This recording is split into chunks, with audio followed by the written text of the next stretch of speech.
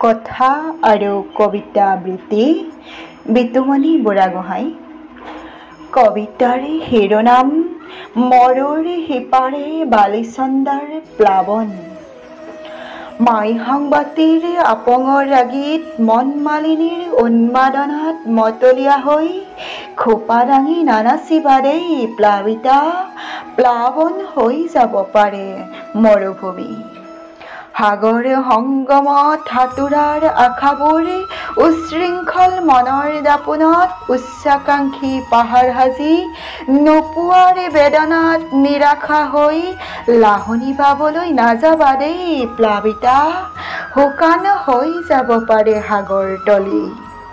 পুৱাতেই মহান মনৰ ব্ৰতেৰে পবিত্ৰ থানত কৃপা পোৱাৰ আশাৰে জীৱ বধ কৰি ঈশ্বৰৰ বিশ্বাসী হৈও মদ মাংসৰে ভোজ ভাতৰ আয়োজন নকৰিবাগৈ দেই প্লাবিতা, খঙত অগ্নিশৰ্মা হৈ নেদেখাকৈ উলট পালট কৰি দিব পাৰে জগতখন নিধিবনৰ গৰাকীজনে।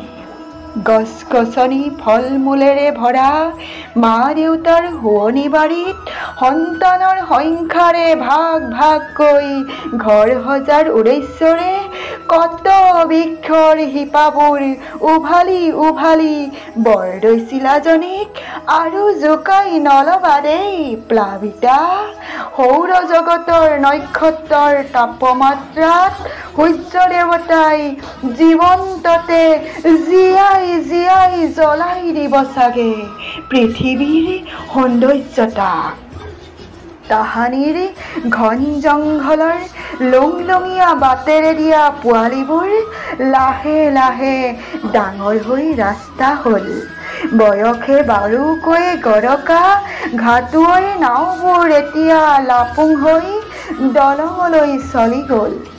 পথাবোৰ খুটা হৈ বহি ৰ'ল। পদপথবোৰো গৈ গৈ গাড়ী মটৰত উঠিবগৈ পৰা হ'ল। আৰু কত যে কি উদ্ভাৱন হ'ল, কবিতাৰ আকাৰে লিখিবলৈ সহজ নোহোৱা হ'ল। মুঠৰ ওপৰত ধৰিত্ৰী আইৰ অৰণ্যত ধ্বংসলীলাৰ যাত্ৰাত জীৱশ্ৰেষ্ঠ মানৱ জাতিৰ ফালৰ পৰা কিমান যে অদ্ভুত অৰিহণা, কবলৈ ভাবি ভাবি শব্দ বিচাৰি নাপাওঁ জানা প্লাবিতা।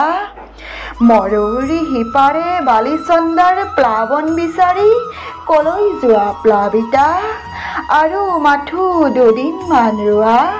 মৰুৰ ওপৰত অসংখ্য বালিচন্দা তোমাৰ নিচেই ওচৰতেই পাবা। ধন্যবাদ।